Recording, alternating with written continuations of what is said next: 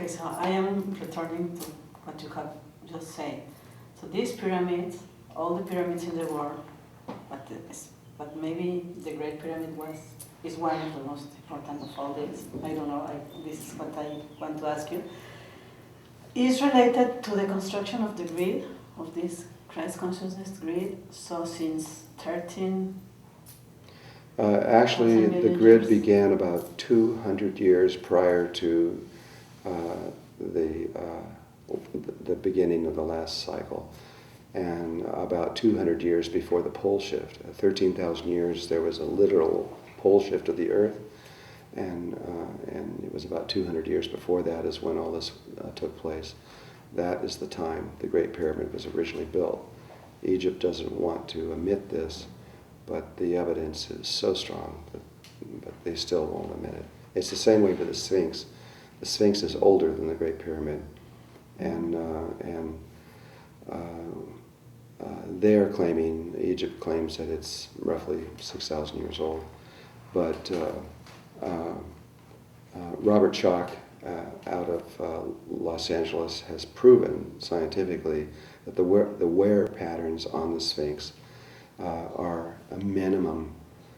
I believe they've got I can't remember the exact amount. I believe it's about, I think it's 17,000 years or so old, just based on how, that's based if there were torrential rains pouring constantly day and night, that's how long it would take.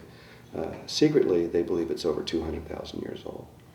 But it is definitely beyond any doubt whatsoever older than 6,000 years old. And so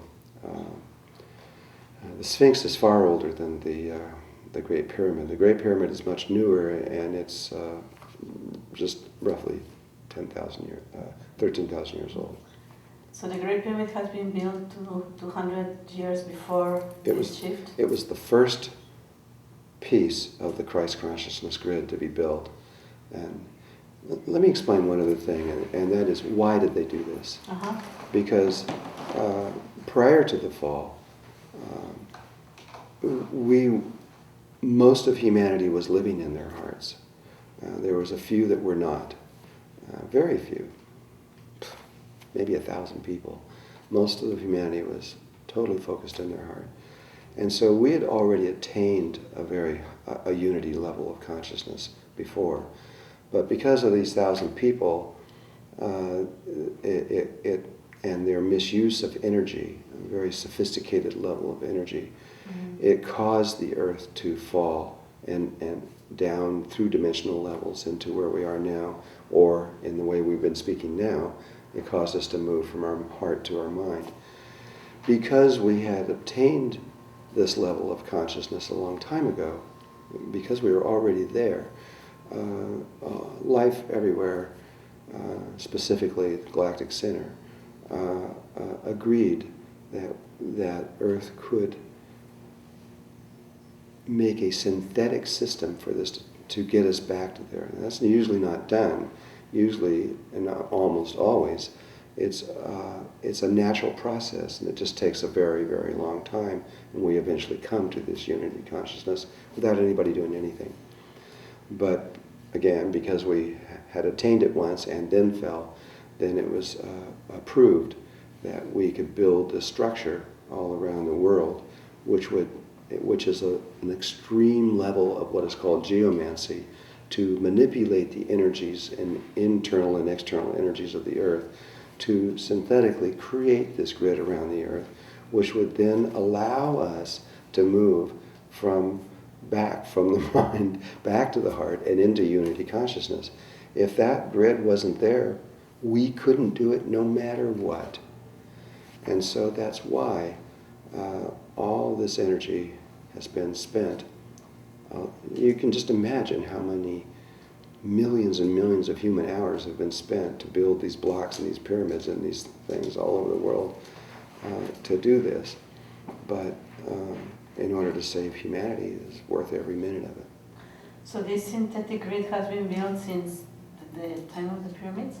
That's the purpose of these pyramids? To create this synthetic grid around there? It is the primary purpose. There are other reasons why each individual one was built. They have, because of their shape and form and where they're located precisely on the earth, they have individual characteristics. The Great Pyramid, the first one, was because it was an initiation temple. It was not a tomb. That can be proven. And it was designed internally and externally to do exactly what the grid would do globally. And so the initiations that took place in the Great Pyramid were exactly that. They were designed from people that were living in their brain and to return to their heart. In other words, to move into the higher levels of consciousness. When they did that, they were given the Ankh, and you always see on the walls someone holding the Ankh means eternal life. They had attained immortality.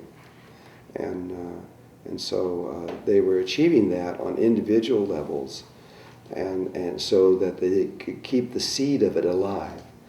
But the dream was that eventually, which is now, all of this work we've been doing would allow all of humanity to come into this higher level of consciousness.